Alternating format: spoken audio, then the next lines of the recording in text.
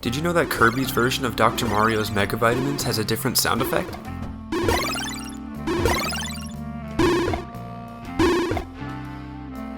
Or that he also takes recoil damage by using Pichu's Thunder Jolt? Those may be common knowledge to some of you, but I decided to test nearly every single thing about Kirby to see just how many interesting discoveries I can make. Before getting into facts about Kirby's other copy abilities, let's talk about his Inhale itself. Inhale in Smash 64 is actually called Vacuum, and it isn't referred to as Inhale until Brawl. So, what is it called in Melee? It's called... Swallow. But I will be willfully ignoring that and calling it Inhale instead. Inhale's hitbox size is drastically smaller when used in the air, and it will stay smaller even after Kirby lands. It's understandable as to why this was done, but Kirby really just can't catch a break. When a character is inhaled, they begin to shrink until they're in Kirby's mouth, at which point they disappear completely. They will then return to regular size, but will be completely invincible and intangible. When Kirby spits them out, the character is still invisible, but will actually be spinning around in a T-pose until appearing once again.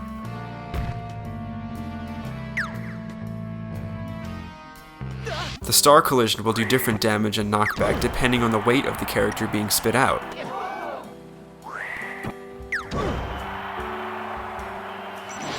Also, this attack is one of very few in the game that never stales, so it'll do the same amount of damage every single time.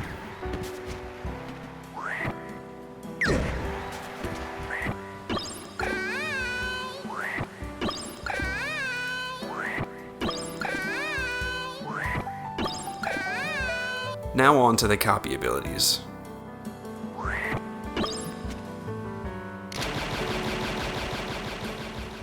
Kirby's version of Doc's Mega Vitamins and Mario's Fireballs don't travel as far as the originals do. This is because of how much shorter Kirby is compared to them. The projectile hits the ground earlier and fizzles out faster. Kirby's Falcon Punch does the same amount of damage as Captain Falcon's, except there's one really odd difference. While the damage amounts of both hitboxes are the same, the locations of the Sweet Spot and Sour Spot are swapped. I'm using the terms Sweet Spot and Sour Spot really flexibly here because there's only a 2% difference. The Sweet Spot to Kirby's is at the tip, while the Sweet Spot to Falcon's is closer to his body. This may have been done to compensate for Kirby's shorter range, but it'll likely never make much of a difference in a real game. And yes, this same property is shared with Warlock Punch. PK Flash is a bit unfinished when used by Kirby, and by unfinished, I mean that the sound effect disappears midway through the move.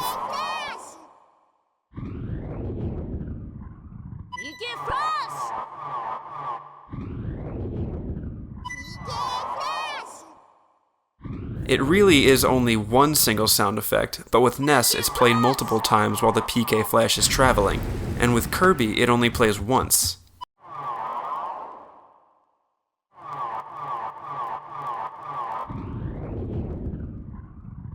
It doesn't end there though. If Kirby lands PK Flash on someone, it also has a different sound effect.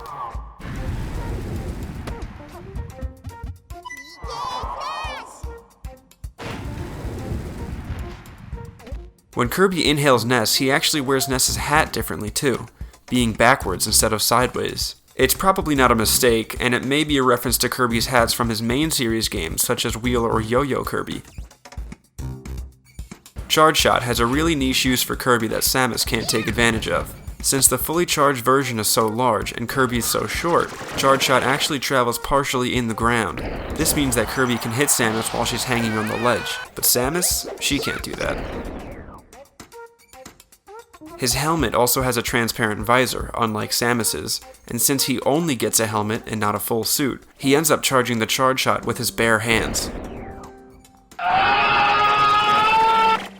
The sound effect for Sheik's needles when used by Kirby are really weird. When charging up the needles, you can very clearly hear the sound effect is doubled up over itself.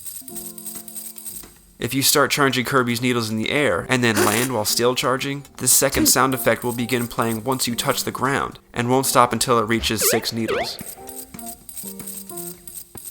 despite the actual amount already being fully charged. When the B button is held once again after full charge, the sound effect plays another 6 times despite already having 6 needles.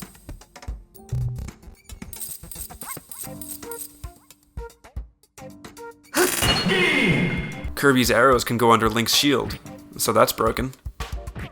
Kirby makes the same vocalization when using rollout for both the English and Japanese versions of the game. This is actually the case for every Smash game in the series.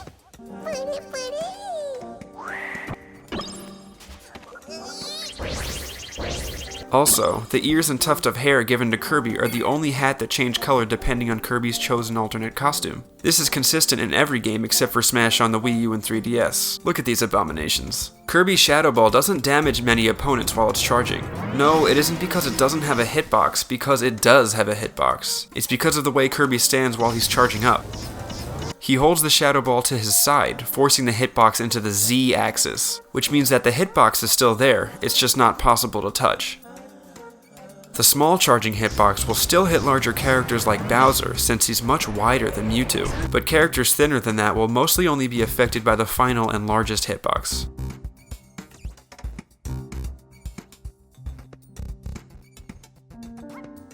I think we can all agree that Kirby's Mr. Game & Watch hat is the coolest. But other than pure cosmetics, there's a glitch with this skin that can only be done on the Mushroom Kingdom stage. All you have to do is use Chef on a block in a particular fashion that will cause the block Kirby is standing on to break. If done correctly, the pan will be stuck in Kirby's hand after the move is complete. Upon using Chef one more time, this causes the pan to be stuck in Kirby's possession forever. Even if you taunt, die,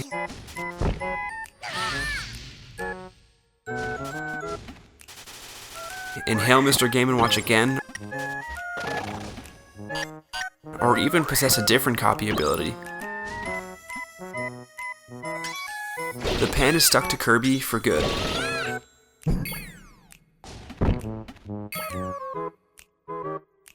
Lastly, Kirby's Shield Breaker, while doing the same amount of damage as Marth's, doesn't break shields very well, even when fully charged.